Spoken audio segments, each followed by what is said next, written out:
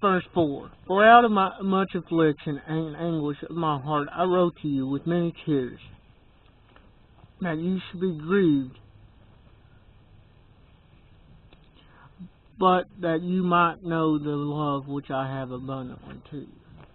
So Paul was heartfelt. Paul was really wanting these people to follow the Lord, to be strong in the Lord, to do the will of the Lord.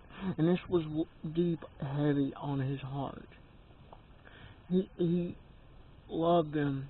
And the thing, whether he had to scold them, correct them, reproof, or encourage, Paul was willing to do it to bring them to a closer relationship to the Lord.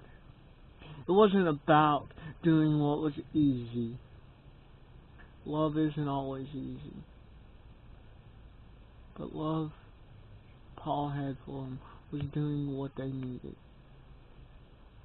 Putting the relationship that was most important first.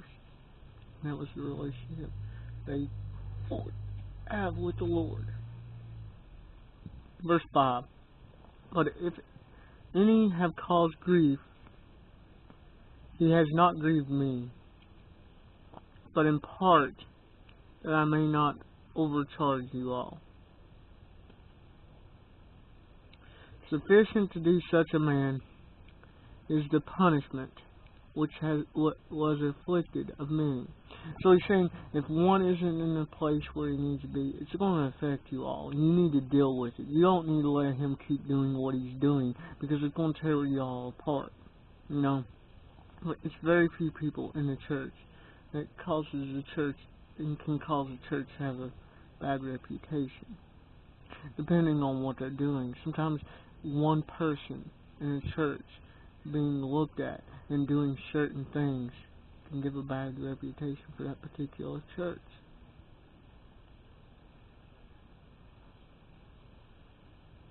In the world, Paul's not talking about the reputation with the world. The church does not deal with sin in the way it's going to. God is going to have a problem with that church, because if they're going to tolerate sin, then they're not doing what the Lord wants them to do. They're not following His will. And they need to. You know, one person in the church can effectively change the effectiveness of the church if it's not dealt with right. Because if we don't deal with sin in the church, then are we truly following the will of the Lord? No. Paul's saying, it isn't me you need to worry about because of you not doing what you should be doing. It's the Lord. Ultimately, I'm just a person, a servant of the Lord.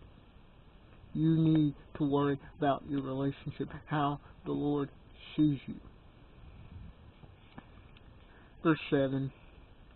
So the counterwise, you ought rather to forgive him and comfort him, lest perhaps such as one should be swallowed up and overtaken over much sorrow. So what he's saying is, okay, if he gets past it, don't keep burying him with a sin he already committed. Don't keep knocking him down with something he's already did. If he's past it and told you and been gotten through it, then the Lord's forgiven him. You need to forgive him and let it go.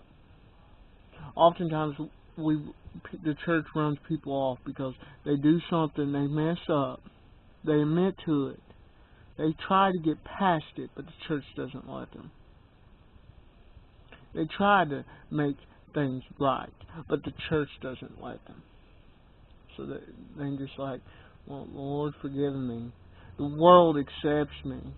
Why do I need to keep going here to a place that rejects me? The church needs to be willing to forgive just as Christ was willing to forgive us. We need to support and encourage their sin. But once they sin and they're trying to reprove and get past it and repent, we need to encourage them continue to grow in the Lord and to encourage them not to go back in that way. Because if we're not doing it, then we're kind of pushing them back into the sin they once were in.